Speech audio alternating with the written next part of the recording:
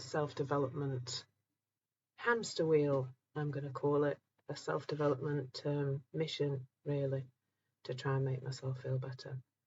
And that went on for years and years and years. And then I came across this understanding, this 3 principles understanding, and it allowed me to see that I was okay. And that sometimes I didn't feel okay, but that was a transient thing that would pass. And that the more I tried to tackle that transient feeling or transient thought process, the worse I felt. And that when I stopped trying to change it all the stuff just fell away.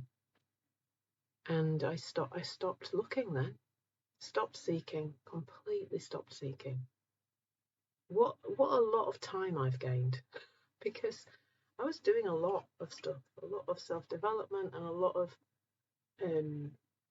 reading books, and I was doing daily rituals every single day. I felt like I couldn't not do them, that they were compulsory for me to be okay. And it was I was kind of okay, but a bit stuck, really, in this kind of pattern. So let me know in the comments. Say hi, first of all, and let me know where you are, but let me know if you can relate to that. If you can relate to that sense of trying everything to feel okay. And that the trying seems to be making the feeling we really want be further and further away. And there's a reason for that. The reason for that is that it's because we're looking in the wrong direction. And I was speaking to somebody yesterday about this and saying that the tools and techniques are great. They're fine. I have nothing against them. But it's the way they're taught that's the issue. They're taught as, this is what you have to do to be okay. If we say to somebody, doing this technique is going to help you to reveal what's already inside you, to just start to see a glimpse of it more often, and that in the long run, you don't actually need to keep doing it. Like, if that's how we're teaching people, that's completely different to us saying, and I used to, because I used to do hypnotherapy and teach all sorts of tools and techniques. That's different to us saying, you have to do this to be, this is it, this is the thing to do to be okay. And that's completely different. And those tools and techniques can just be joyful and fun and playful, and we don't think we have to do them to be okay. So the 3 principles is a simple understanding guided by three pieces of the jigsaw, the 3 pieces of the jigsaw that create our experience, and that is that we are alive. That's universal mind. We are the aliveness that runs through nature and has everything work the way it does without us having to do anything. Universal consciousness, that we are the consciousness that brings everything to life and has us actually have an experience of life, to feel things, to see things, to experience the world, the wonderful world that we live in. And thought, which is both universal and personal. And I think, I talk a lot in these sessions about our personal thinking. Gets us into some tricky positions, doesn't it? And it's an aspect of our perspective, and it's our perspective that's creating all our experience in life. Everything comes from there. So I've been teaching on Insight Timer for a few years now, but more intensely this year, sort of since April. And since April, I've created 4 courses. So if you just hear a glimmer of something that makes sense to you, then my courses are the place to go next. And they cover 4 subjects. They cover, one of them covers kind of balance and clarity and calm. One of them is about revealing your full potential. That's the most popular course at the moment. One of them is about productivity and not procrastinating. And there's one about relationships. I'm not going to read the whole titles because the titles get longer and longer as time's gone on. I wish I'd kept them more simple. I might ask Insight Timer if I can change the titles of the courses because they're too long. And the next one is going to be it's going to have a nice short title, It's going to be a very simple introduction to the three principles with the real fundamental foundations of it, because I think that is missing from my array of courses. And then next month, that's what we're going to explore. This month, we're exploring relationships. And next month, we're going to explore just together, we're going to explore the three principles and the implications of the three principles. Because there are some key things that are true because of the three principles being true. And the joy of the three principles is that they are principles like gravity. They're happening. That's the way life is working. And the level to which you understand that dictates the experience of life you have. The more you see this, the nicer experience of life you have. And trust me, I've seen that on my personal journey, and I've seen that on the journey of other people who've explored this understanding. So, yeah, I can't really stress enough what the joy is of being in this understanding. So, these sessions are brought to you by donation. So if you're able to support me and Insight Timer at all by donating during this session, I'll be very, very grateful, particularly if you find it helpful. But the other way to support me is to go do some of those courses and listen to some of my other tracks. I have many, many tracks on here now. I release a new track nearly every day of the week, weekdays. I don't do weekends. So please do check those out. And I do have one track that's called What Are the Three Principles and Why Do They Bring More Ease to Life? So I really do recommend listening to that track. And check out the link in my bio as well, because that does have a reasonable amount of information about me and what I do and how I can help you. And it's a place to connect with me as well if you want to connect with me. So let's get cracking with boundaries. And I love the title for this session. I do get some help with my titles from ChatGPT, but when I saw, I usually it comes up with ideas and then I just pick the bits that I want. But I love the word grace in this. So creating boundaries with grace. Let's just start with this concept of a boundary, because and mostly today I'm going to be talking about emotional boundaries. I think that physically we have a physical body that we as a human being need to keep safe. And I think a lot of us are here not because we are physically in danger, but because our boundaries are being pushed out of shape, shall we say, or don't exist. Perhaps some of us don't have any at all. So let me know. As I'm talking, please do share your experience of this in the comments. Ask things that you would like help with, something you'd like to see differently or experience differently. And as I go through, I'll kind of share a little bit, and then I tend to come into the comments and start to work with what you're asking me to work with. So, and that's better for me, because otherwise I've got to just sit here and talk like some lecturer. I mean, I when I schedule these, I schedule them as a lecture because it's the longest. Like, it's not a meditation, it's not a podcast, it's definitely a lecture. That's the option. I wish they wouldn't call it a lecture. Maybe they should just call it a talk. Anyway, so I don't want it to be a lecture. I want it to be participatory. Oh, so Colette, you're too helpful. Fantastic. Hopefully this will be helpful for you. This will be helpful to you. I'm just going to make a note about being too helpful, and we'll come on to that at some point. So that's why I've got the pen in my hand, because what I found the other day was the chat was going so fast. Like, the comments were going so fast. People's comments were like up the top. I was trying to scroll down, and then every time somebody else commented, it scrolls back down again. You can't hold it in place. So I kept losing people's comments the other day.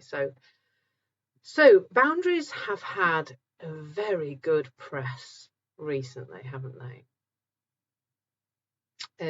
Like I think some topics have had really good PR. Like yesterday, we were talking about difficult conversations, and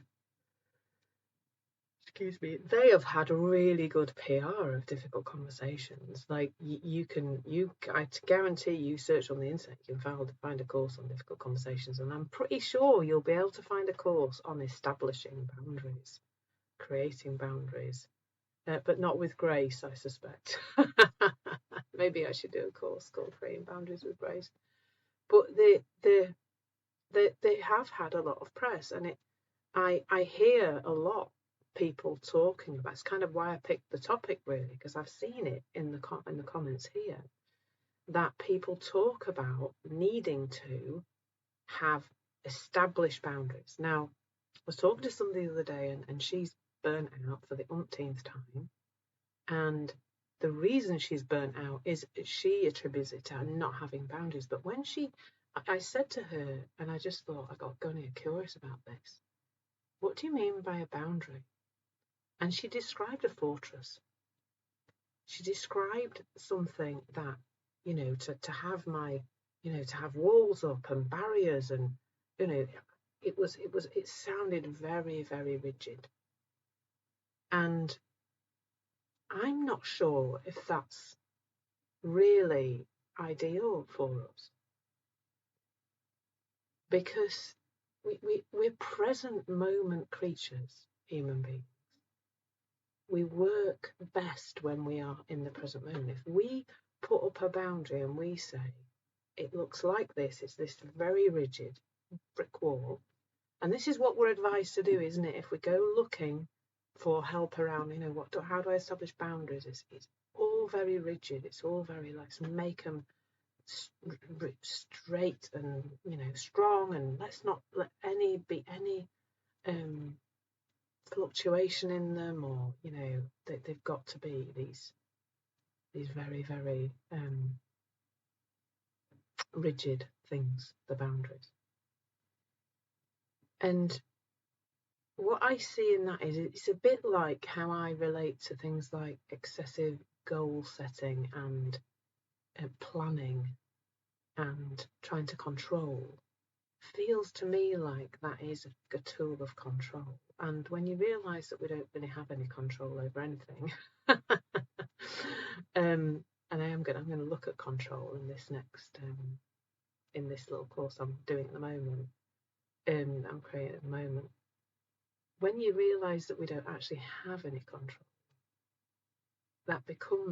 it starts to make less and less sense to have something that is about controlling the future, because a boundary that is very rigid is about trying to control our and somebody else's future behaviour,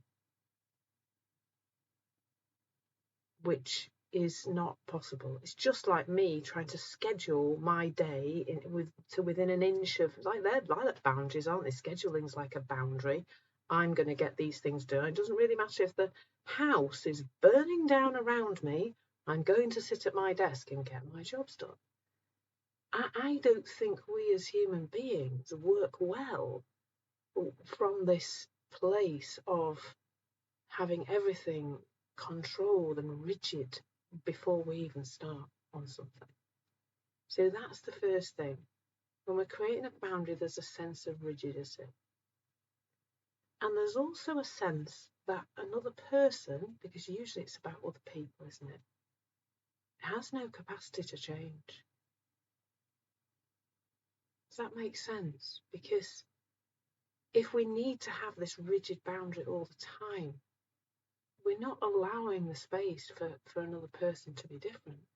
And confirmation bias will then come in, because we've got this boundary, and we need this boundary because this person behaves in this scrappy way.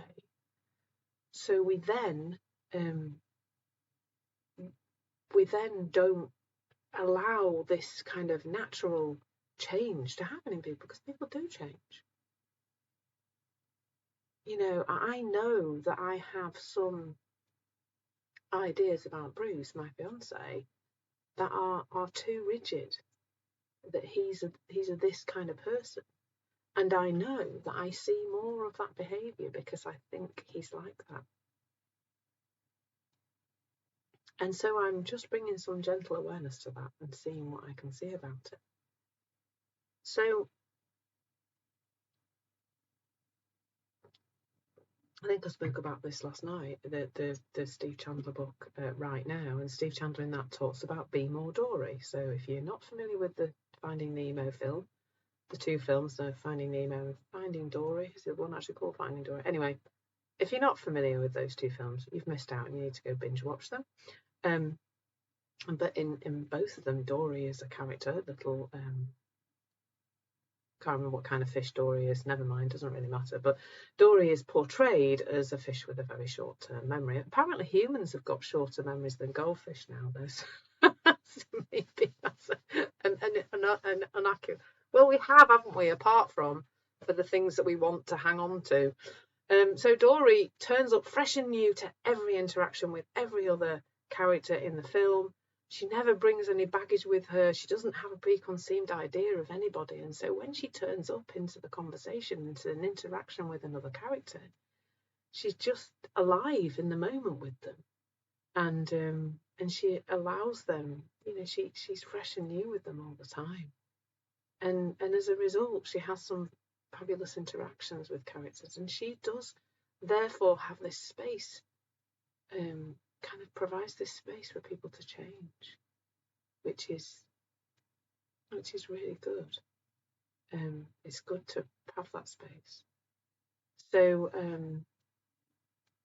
when we create a boundary with in mind that another person cannot possibly change. And I can see places in my life where I've done this, and it's created something that I perhaps don't want.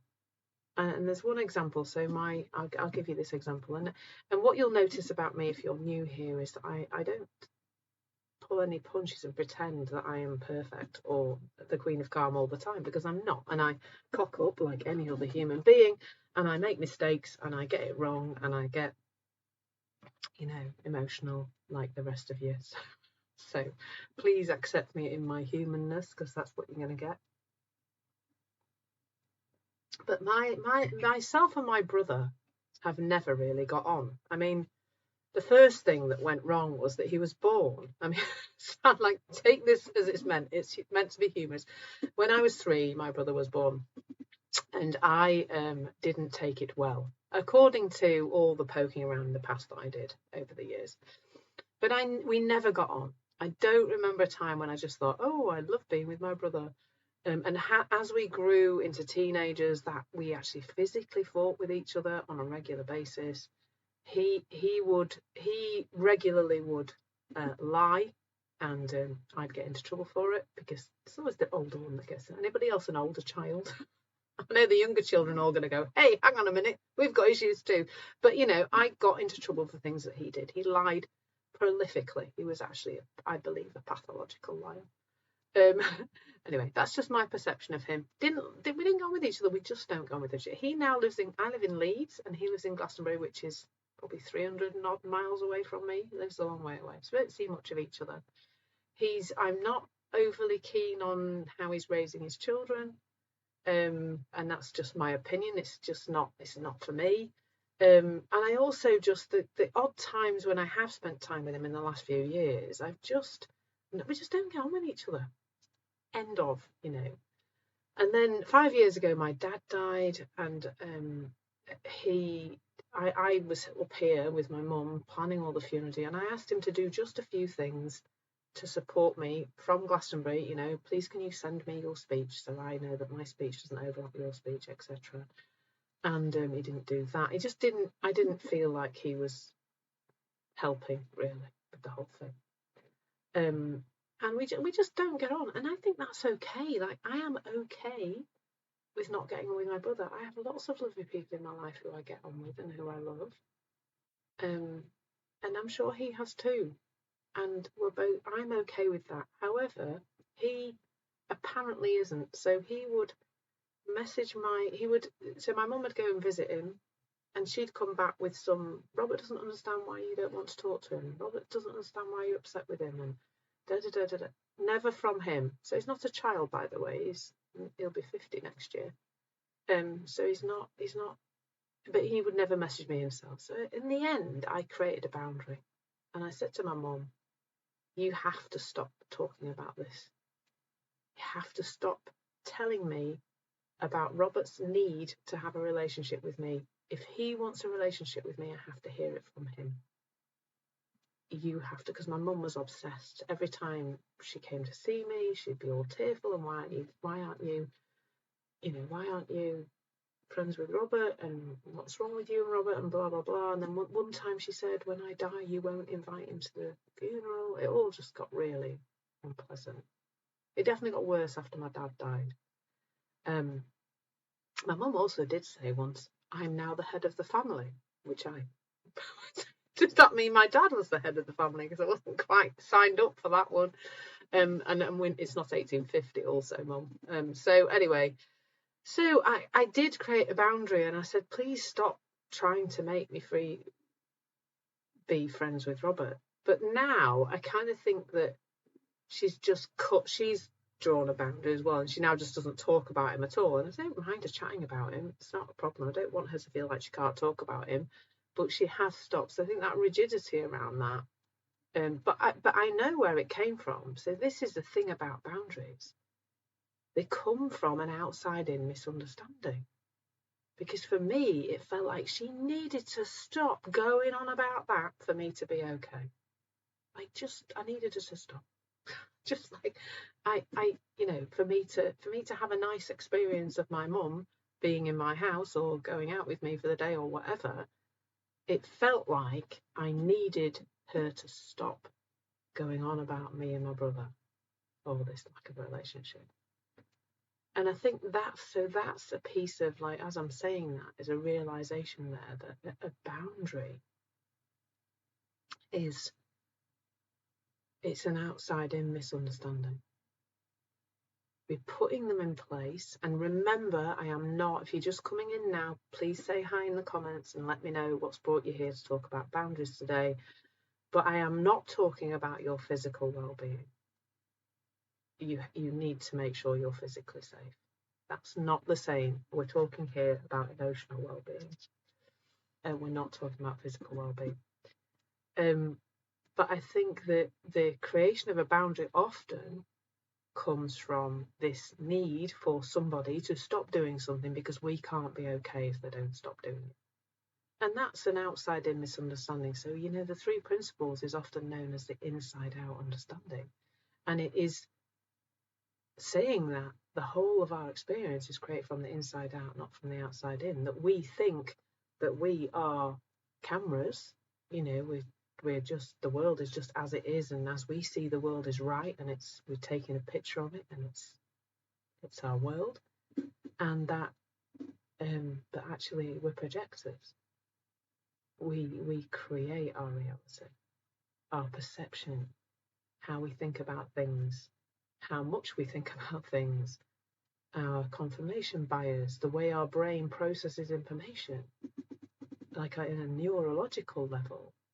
There's millions of bits of information possible that our brain is processing each minute, and it lets us have consciousness of about 50.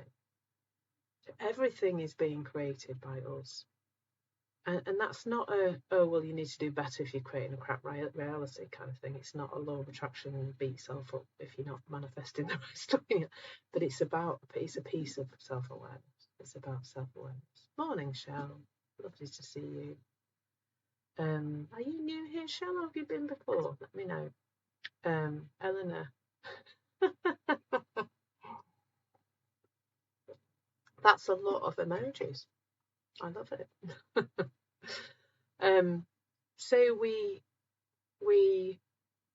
So a boundary is an outside-in thing. So I'll give you another example from my personal life. Is that my fiance and I, my fiance has an ex. And that ex has a child, so that they have a child together. So there's a relationship ongoing, and it definitely looked at one point like she can be quite unpleasant and sends quite a lot of unpleasant bossy. I'm gonna call them, telling us what to do, how to live our lives, how to be with Ethan. From an ironic place of her being the one who got sent on a parenting course, not us. But all of that. So and I remember one day we were stood in Bruce's office, and he just went to me, I just need her to stop. Just need her to stop doing it. I need her to stop it. And I said, she's not going to. She's not going to stop this. But how we relate to it can change. And so there's not a boundary, but an increasing awareness about just like looking at what is it, where do we need to bring some awareness to where we are misunderstanding that something is coming from the outside world. So so your phone was in your pocket. That's while you're multitasking.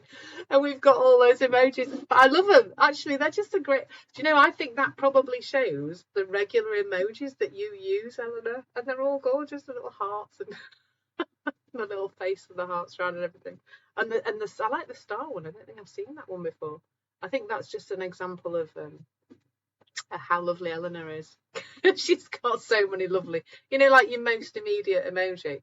Like that's probably, they're the ones in your much used emoji collection. Brilliant. At least you haven't got the aubergine. Anyway, let's not do that one. So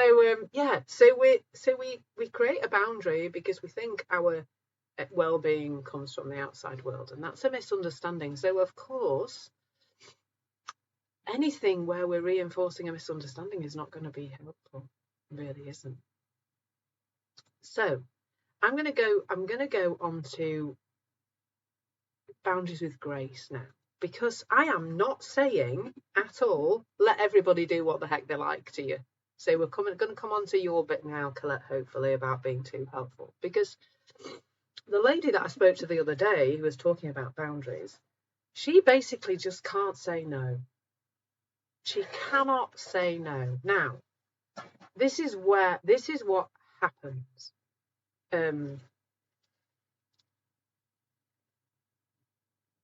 Oh, bless you, Shell. Bless you. Absolutely. Oh, you're in the right place, sweetheart. So right now, while you're listening, just let it wash over you. Take a breath. Get your feet on the floor and just listen. And that's all you need to do. Bless you. And sending you so much love, Shell, because I think we've all been there. Everybody probably in this room has been there at some point. So yeah, lots of love, Shell. Just listen. Hopefully something here will be helpful. So boundaries with grace now, because like we've had earlier, we had Colette talking about being too helpful. So this is what I think happens where we have no ability to say no, because what we're saying with a boundary really is that it's where we're accepting responsibility for something that is not ours, not our job. And if you're a parent, it's a corker, this one, isn't it? It's an absolute corker. My children are in their 20s, and I'm not too bad at this actually, but I do struggle to say no to my daughter. She's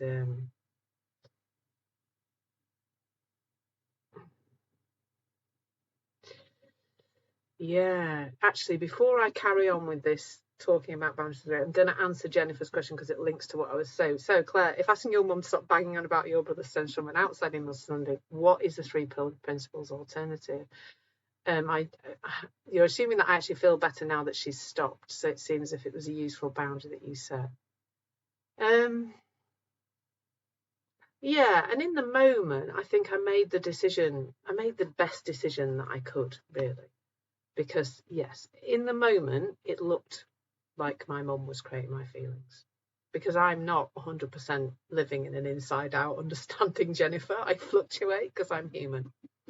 So that's worth knowing. We're all doing the best we can with the thinking that looks true to us in the moment. And I guess what would have happened with an increased awareness of the inside out was that it wouldn't really matter what she said. I could have just let it wash over. And that's what's come out of our situation with Bruce's ex, is that she is still sending crackpot messages.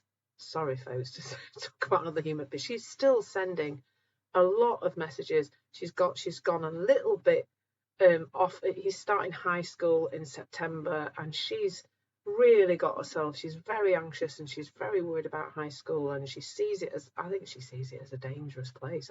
She sends us long messages talking about bullying and talking about this is what it's got to look like and this is what we've got to do about homework, and all like really over the top. Bearing in mind it doesn't start for another few. This was like in July these messages were coming, and so I guess it's very similar, because how we relate to that is, she sends a message, we notice ourselves going, oh my gosh, she's at it again, for chuff's sake, what the heck, why is she still doing this?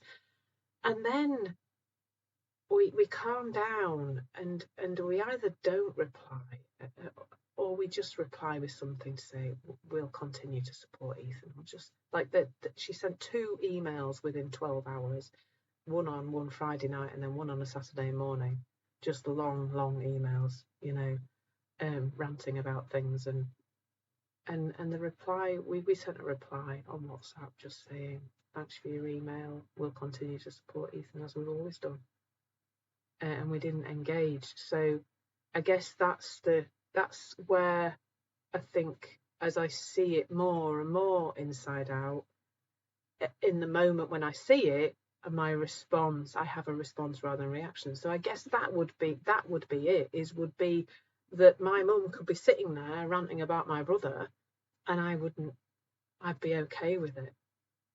I might not like it. So there's a difference here, Jennifer, between a preference and it needs to stop for me to be okay. So I would prefer my mum didn't go on and on about my brother. But there's a difference between that and me thinking I can't be okay if she does. So hopefully that you can hear that difference. And yes, I prefer it now that she doesn't go on every time she goes to see my brother, go on and on about his sadness over he might have stopped talking about it as well. Or maybe she has, this is a boundary too, isn't it? Like, at the point at which you are 79 and your nearly 50-year-old son keeps saying, my sister's not friends with me. Sorry, folks, comedy moment there. But there's no boundary there, is there? This is going back to what Colette was saying. My mum's inability to say, well, that's your responsibility, Robert. Off you go and sort it out. Instead of continually coming back to me. So there's a boundary issue there as well, isn't there? But I prefer it now. She doesn't go on about it. Well, I would say that we can express. Well, I think at the time I saw it outside in, Jennifer, to be honest. It felt to me like she needed to just stop doing it for me to be okay. Like it felt like it was upsetting me. Her going on about it was upsetting me, and I needed her to stop. Now, there's a difference. But so at that point, that was outside in. So it felt like I just needed her to stop. So the boundary was very rigid. I would say a preference has a lightness to it. If I was communicating a preference to somebody else, I might say, well, I would prefer you to not keep going on about this. Whereas I don't think I expressed it quite so nicely. But also, I think maybe if we express our boundaries as a preference, we are doing that with a lot more grace, aren't we? So, like if somebody's doing something we don't want them to do, we can say, do you know what, I really would, if we're expressing it from a place of preference, I think we're calmer, Jennifer, because it's not, my well-being depends on this, you need to stop doing it. It's, do you know what, I really would prefer that you didn't do this. It's not, I don't really like it, and if you can at all, I express that with Bruce now. So Bruce sometimes thinks he's funny when he's not, in my view. So he'll make a joke. It's a little bit cutting in some way, a little bit like derogatory maybe to me, and he thinks, and he doesn't say it with any humour in his voice or anything. So I don't even notice a joke, and then he'll say, it was a joke, and I just go, there's only me and you here. Who is your audience? We have a little joke about it. But I do say to him, I would prefer you didn't say things like that. Can you just, is it possible for you to take a moment to think before you open your mouth, kind of thing? But I expressed that in a much nicer way than I would have done in the past, which would have been, that's horrible, don't do that. It's, and it would have felt like I needed him to stop. I know I'm okay, even if he carries on making shocking jokes. He's not going to be giving up his day job and going to be a comedian anytime. I'm glad you found that helpful, Jennifer. It was great for me to explore it, actually, to go through my process like that. That was really helpful. So back to not saying no. So this is what I see happening. And ladies in the room, you're the worst at this. Sorry if there are men in the room too, but I think women have misunderstood the call to action. The call to action, ladies, said you can do anything. Lucky us, we can now do anything. Look, we can have any job in the world, nothing we can't do. But you misheard the call to action. You thought it said you can do everything. Didn't you, ladies? Hands up in the room, or hearts up in the room. Hearts up in the room, or hands up in the room, or comments to let me know if, as a woman, you think you're supposed to be doing everything for everybody and keeping everybody happy and keeping the peace and sorting out everybody's arguments. And, just like my mum was trying to do, she was probably just being a woman who misunderstood the call to action. Like we've done that as women, and so we're left with this urge to yeah, me too, Eleanor, me too. It is easier now my children aren't at home, I have to say, to be able to maintain, because they're not here, so I don't feel like I have to. But I was a control freak about it. I thought I had to keep everything going. And my ex-husband was, bless him, not entirely the most helpful person on the planet, particularly with organising my children. So my children both had careers in performing arts from being, 4 and 6. My son has been in a soap opera over here in Emmerdale since 2009, 14 years now. And that took a lot of organisation and a lot to do. And I did it all. Not from a place of like, I love doing this, but from a place of control. So that meant that if my kids wanted to do something, if they wanted to be in something that involved me driving them somewhere or coordinating, if I gave my husband a child and said, take this child to this place at this time, he could just about manage that. But he wasn't the one planning where the child needed to be and what they needed to have with them, and when they needed to be picked up and all that kind of thing. That was all me. So it was a lot, and I did struggle to say no. And the result of that, folks, and not just I struggled to say no to other people, I struggled to say no to my own desire to outside in myself into a nicer position. So I split from my husband nearly 10 years ago in November 2013. I then proceeded to do then I'm a single parent, and my ex-husband's living next door. He's still living next door, folks. That's a whole other story. And then I've got these 2 kids with this heavy performing schedule. I'm a head teacher, so I've got a full-time and a half job, because it's, if you know about education in this country, head teacher job, 60 hours a week minimum, working weekends. And on top of that, I was trying to make myself feel good, better, whatever. And I was doing loads of online dating, loads of drinking, loads of going out, and trying to make myself feel good, and salsa dancing, all sorts of other things. And I was seeking my well-being in the outside world, and I think that is where boundaries just go. Because while ever we think our well-being is in the outside world, we will keep doing things and more things and more things, and saying yes to more things and saying yes to more people, with this idea that we can do everything and we can fit it all in. And the result for me was burnout. I had no boundaries for anything. I had no ability to say no until my body just started to say no. So towards the point where I was off sick for a year, in the run up to that, I I couldn't go to things because I'd arranged to do things and I'd back out at the last minute because I just feel so shocking. I was utterly exhausted. And it was all because I just forgot how to say no to things. And some of that was coming from outside other people asking me to do things, but some of it was coming from me. And so the thing there is to be in touch with ourselves. And when I say yourself, I don't mean the self, I don't mean your ego, I don't mean your thinking, I mean your body. I mean being in touch with your body. What is your body saying to you right now? My body's saying, Clay, you need to go to the osteopath, get your neck sorted. I don't know what I've done to my neck, but I think I've got trapped something in my neck. So, if we just sit for a moment, and this is where, practices like meditation can be helpful, is to bring that awareness about. If we sit with our body, what's our body saying we need? What we tend to do is follow what our head says we need. So, this inability to say no, to be overly helpful, will come from a place of believing that we need the other person to be okay for us to be okay, or we need the other person to like us, or we think that by saying no they won't like us. All of that is our conditioning.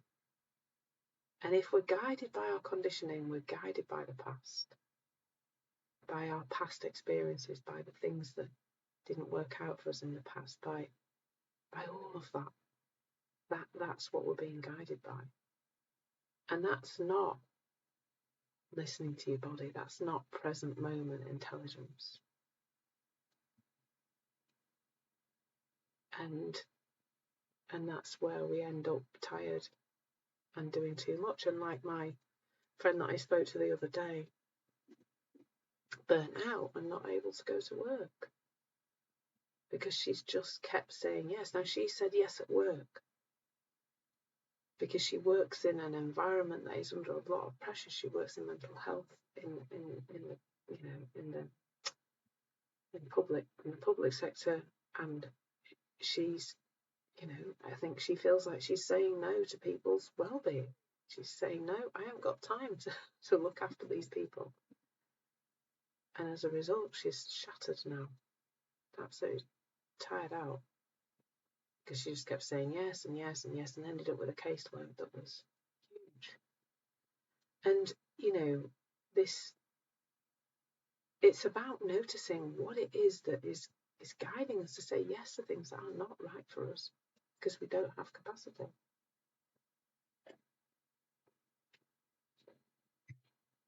And I think that's the place from which to set boundaries.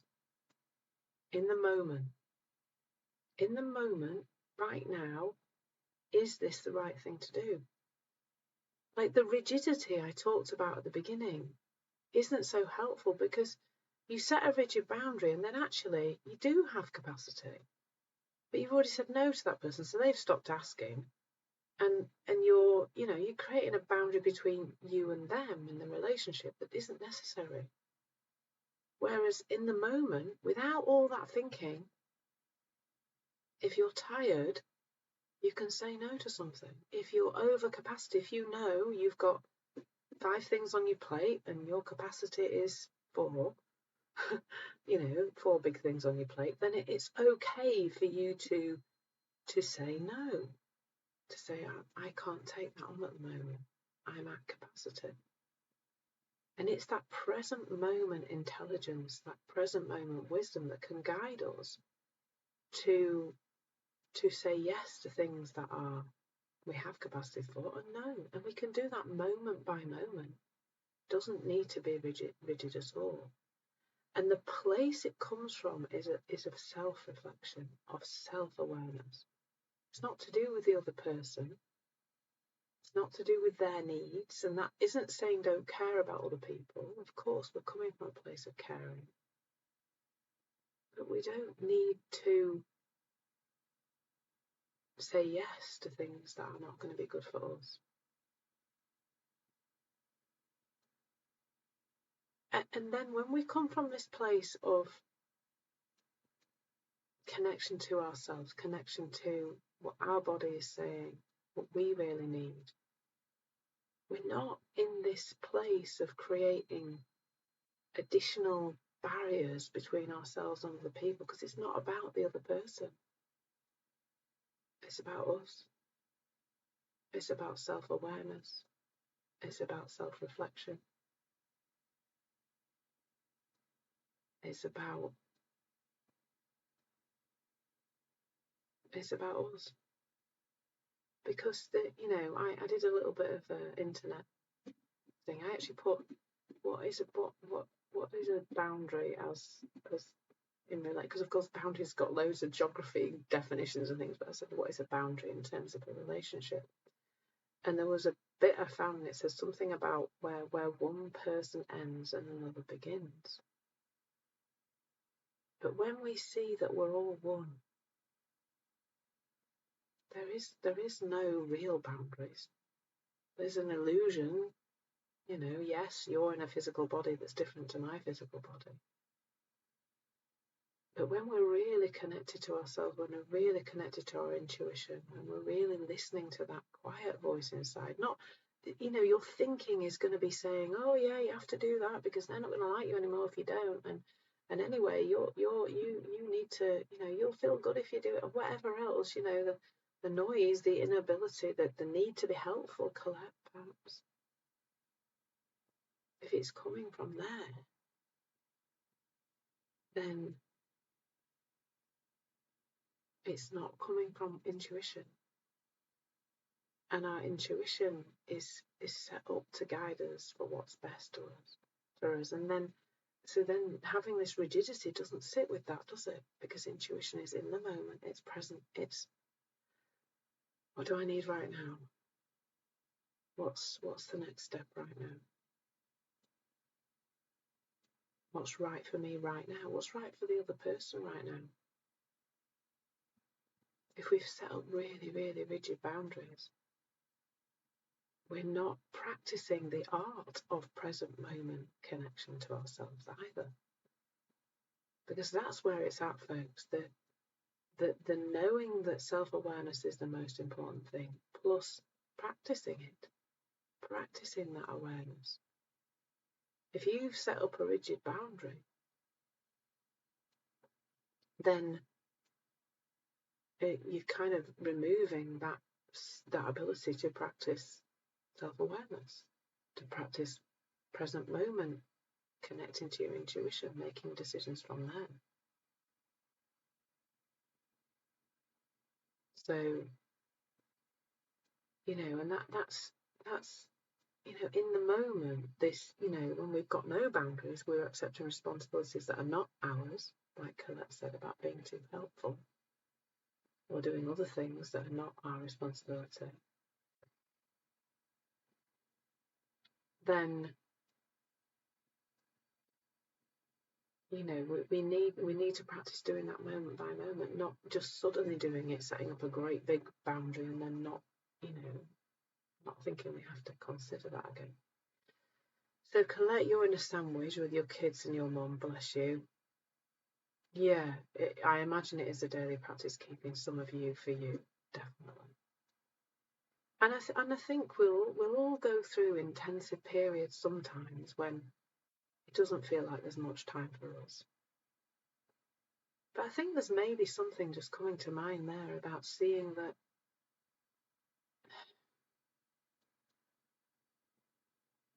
maybe more of those interactions we could see as being for us. Just enjoying kids, enjoying family, enjoying parents. I know that's perhaps a big stretch sometimes when our parents are getting on.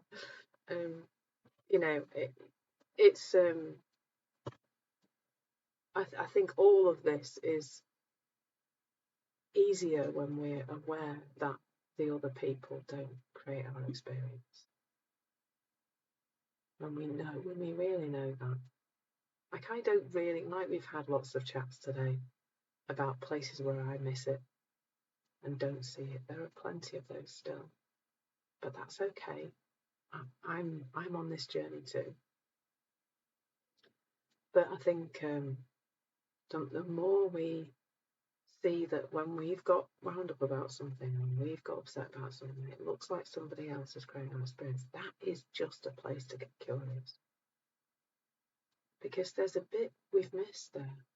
We've missed a bit of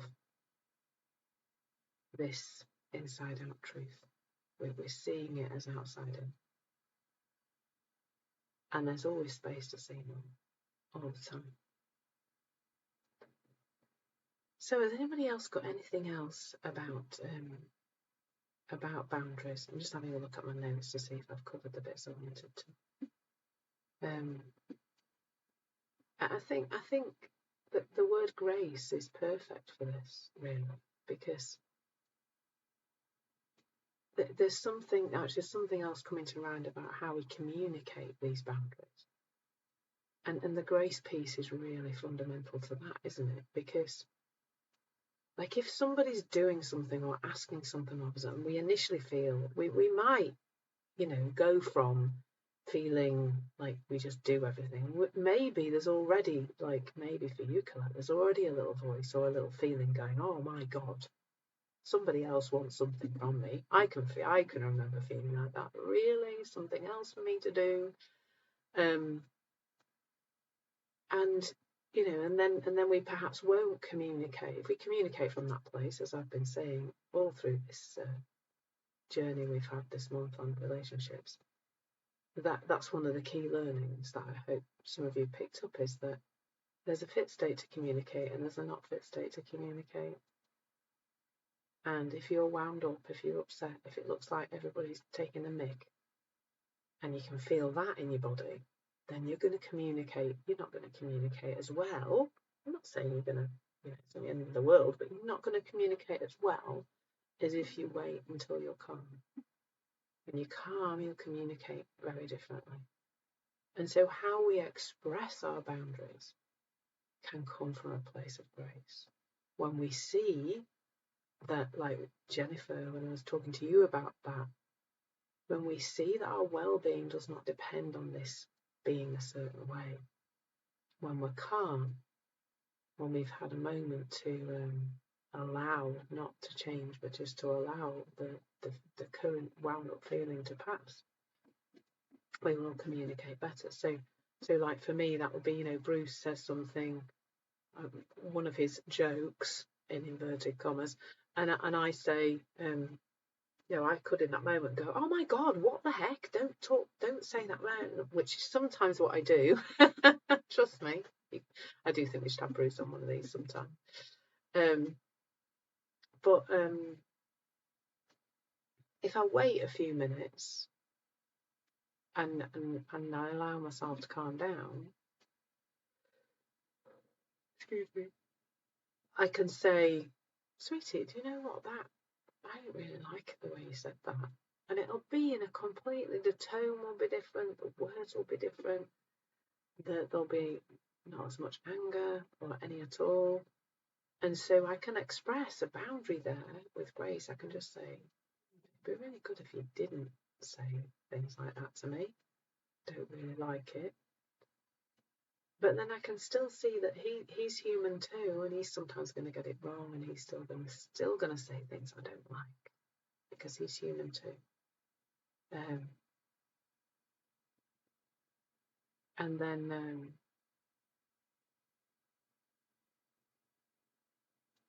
and then there's just a lot more ease.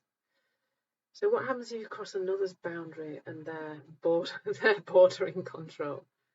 Best to communicate this. So not sure about the specific situation, Shell, but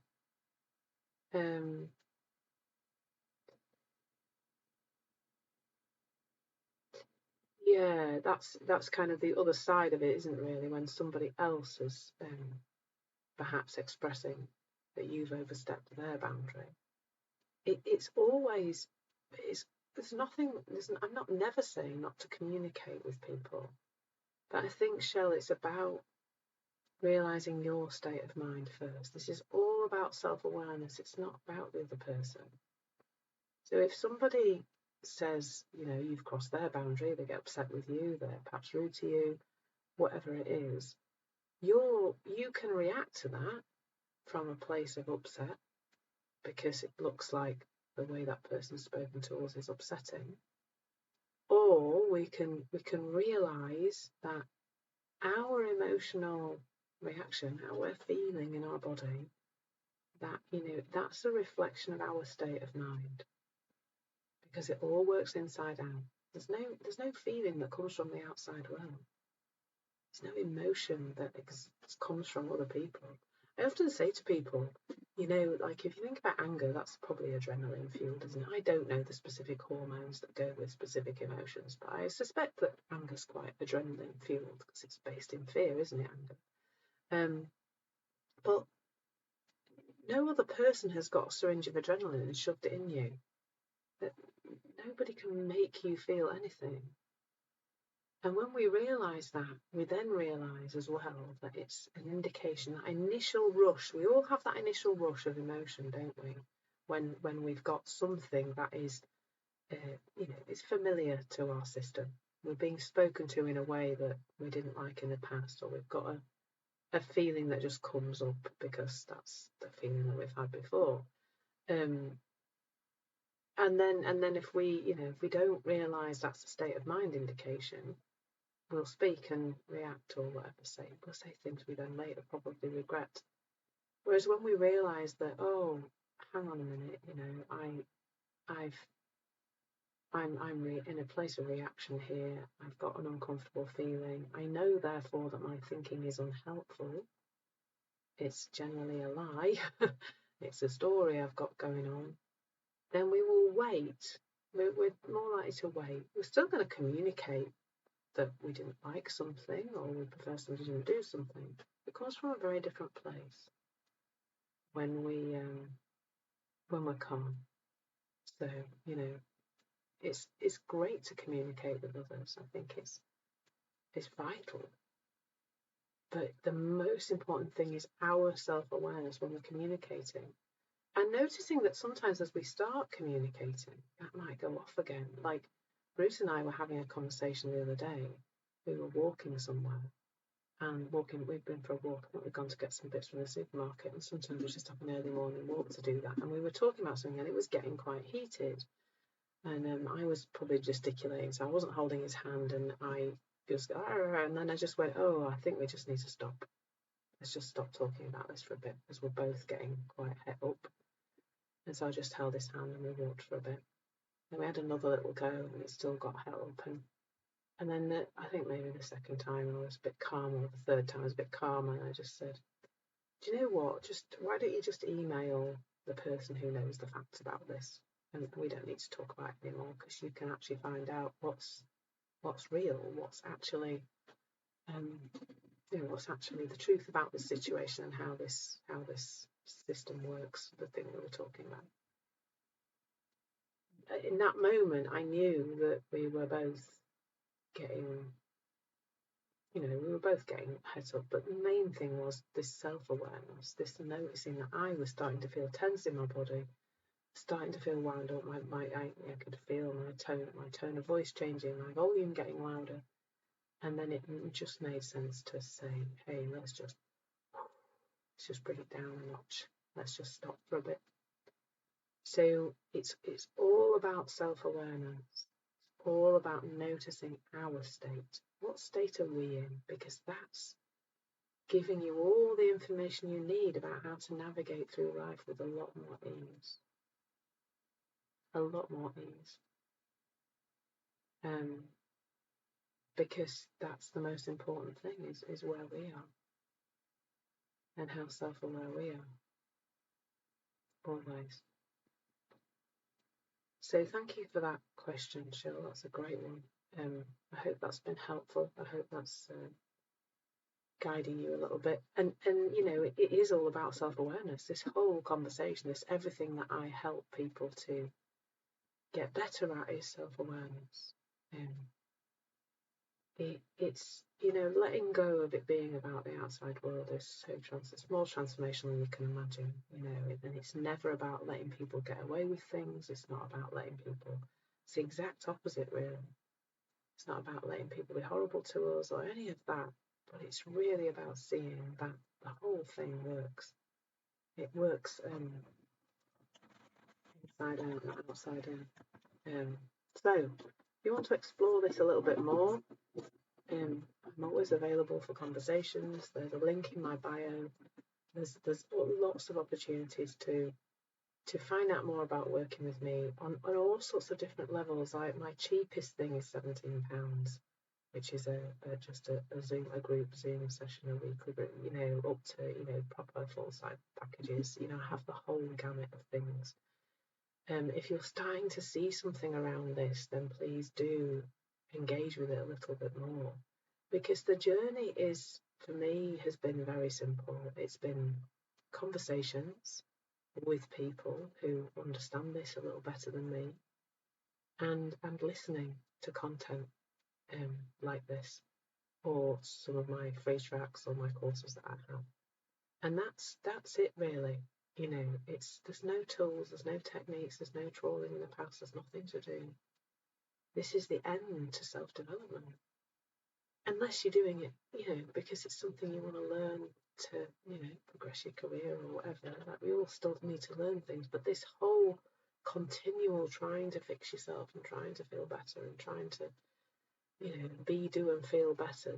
The three principles really is the route to be, do, and feel your very best in every aspect of your life, without tools, without techniques, without trawling through the past, and making life just a much more gentle and enjoyable journey,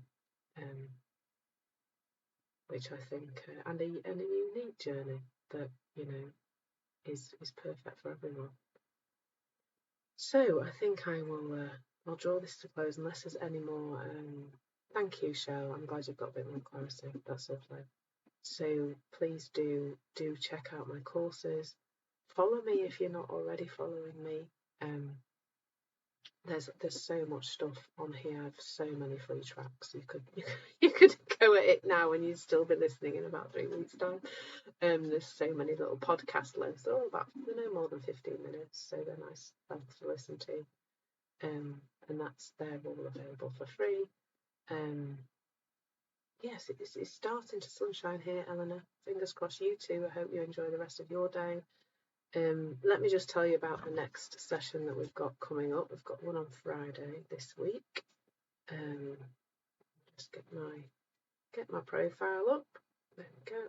So we are looking at embracing unconditional love on Friday at 1:11 p.m. Oh, thank you so much, Jennifer. That's really kind. I forgot to mention donations again. If you are able to support me like the lovely Jennifer has, then I'll be truly grateful. That supports me and Insight Timer to keep this content free. And then Monday we've got gratitude. This is all to do with relationships. And Tuesday, mindful presence in relationships. And remember, that one's followed up by the Zoom session, the weekly Zoom session. And then this time next week, we've got the gift of forgiveness, and Friday next week, transforming criticism into empowerment. So thank you so much, all of you. Thank you, Colette. Thank you for being here, everyone. Thank you for your contributions in the comments. It really does. It makes it so much more of an enjoyable session when you're all joining in and sharing your perspectives and asking questions and stuff. It makes it so much more fun. So you all have a lovely day too. I might have a nap at some point today. Although I'm now full of Jaffa cake biscuit tea, so perhaps not. A bit of caffeine flowing through my veins. Enjoy the rest of your